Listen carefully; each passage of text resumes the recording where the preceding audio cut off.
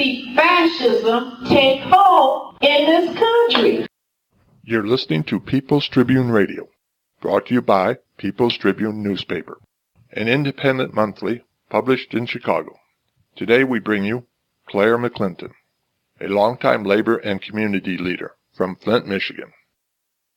She retired after 30 years working on the line in an auto plant.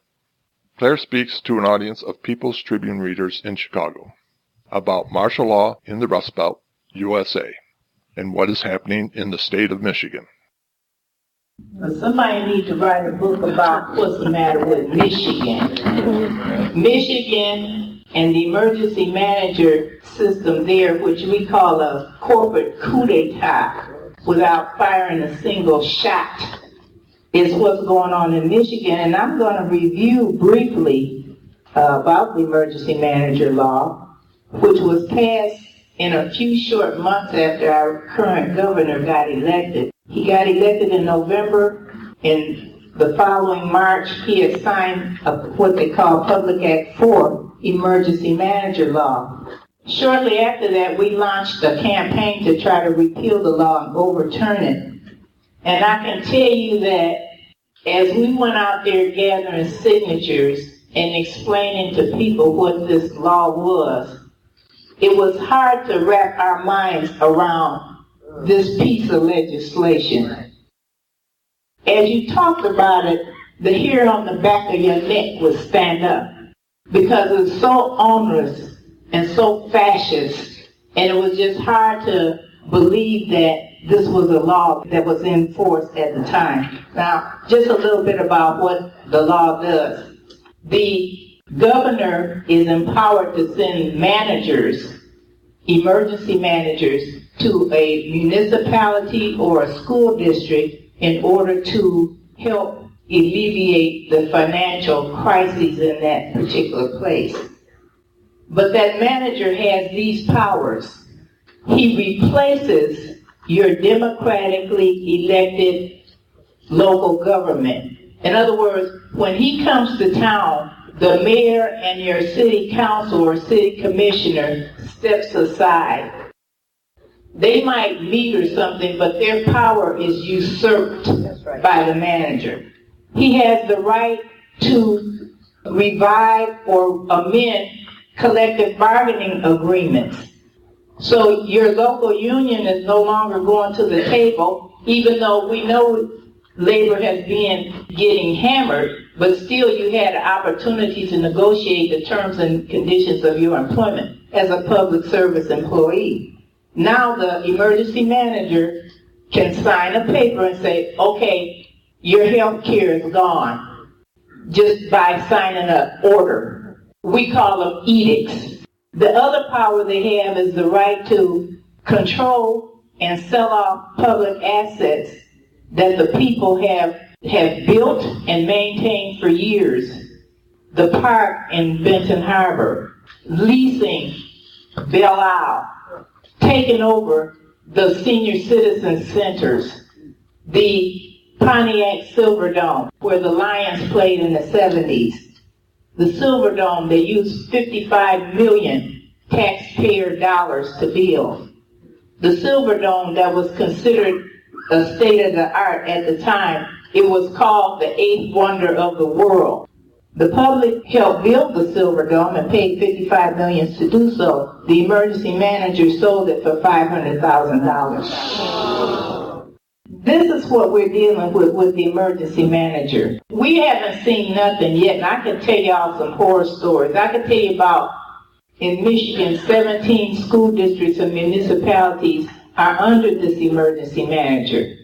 But I can also tell you there's a blackout because this is just like a tsunami has hit the political system. It's in Michigan, but it's such a political reactionary event that everybody should be talking about and everybody should know about. But no, they talking about Detroit bankruptcy. Yeah.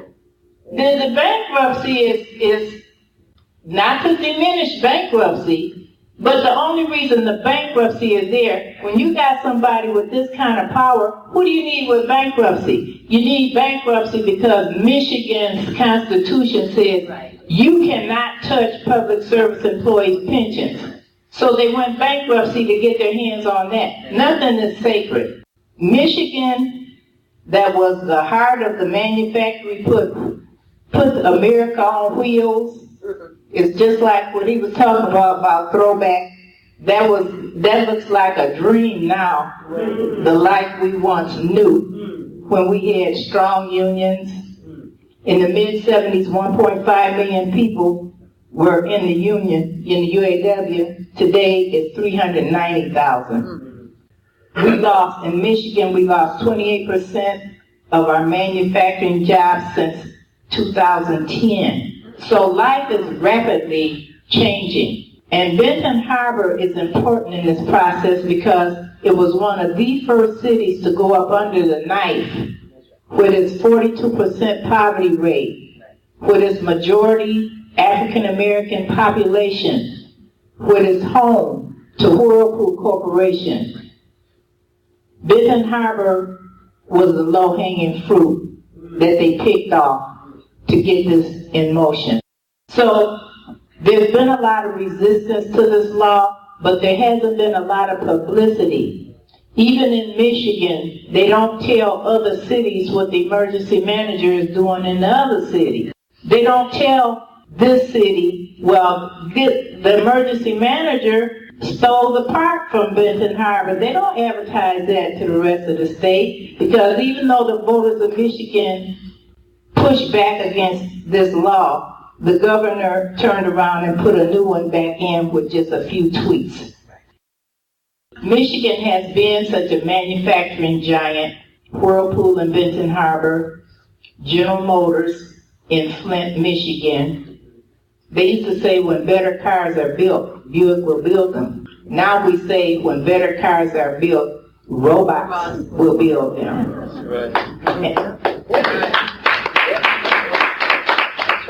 Detroit, home of the big three. The devolution and the devastation wrought by the electronic revolution along with the global economy has put Michigan in critical condition. And this emergency manager law is so dangerous and onerous, and we fear that if it's allowed to expand and take hold, that it will be duplicated around the nation. And in that sense, Reverend Pinckney is the face of the resistance to emergency management.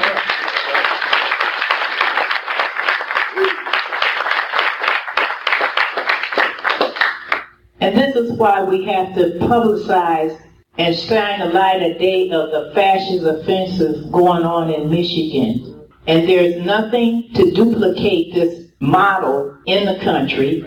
Yes, public employees are being attacked in other places, and schools are closing in other places, and public assets are being sold in other places, but you don't have an individual who could write an order and do all these things in one person. And sell, this is how they sold the fascist law. These cities with these African American public officials, they're so incompetent and they're corrupt and evil. That's why they're in the financial straits where they're in. Not because all the plants close and devastate the city. That had nothing to do with it. But they use this to try to sell the emergency manager law to the public. But fortunately, the citizens of Michigan beat it down and said, no, we're not buying it. You can't put lipstick on that pig. We ain't going for that. That's right. But they came back with it anyway. But now, over half of the population that's living under emergency managers, again, 17 school districts and municipalities, over half of the population, African American population in Michigan, is living under emergency managers. So over half of us is living under martial law right now in Michigan. So we wanted to bring this up because with the Rust Belt being of such significance because of the rapid and devastating hit in recent years, life has changed so drastically in the Rust Belt area. We're talking about auto, rubber, steel, all of that made the Midwest alive and going for years.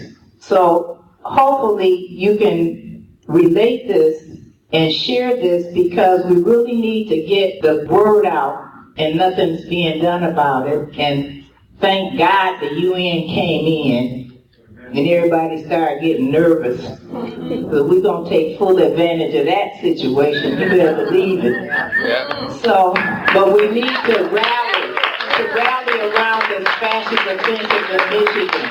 That's why we're supporting Reverend Pinckney. Sure, we love Reverend Pinckney. We don't want to see him go to jail, but we don't want to see fascism take hold in this country. That's why we support Reverend Pinckney.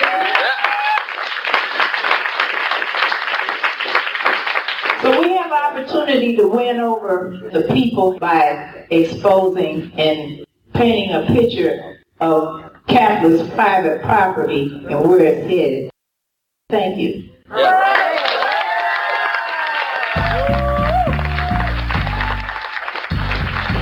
Contact the People's Tribune at 1-800-691-6888 or email us at info@peoplestribune.org, info@peoplestribune.org, or visit us on the web at peoplestribune.org. Please subscribe and order bundles of the People's Tribune to give to your friends. We welcome you to send your story to the People's Tribune.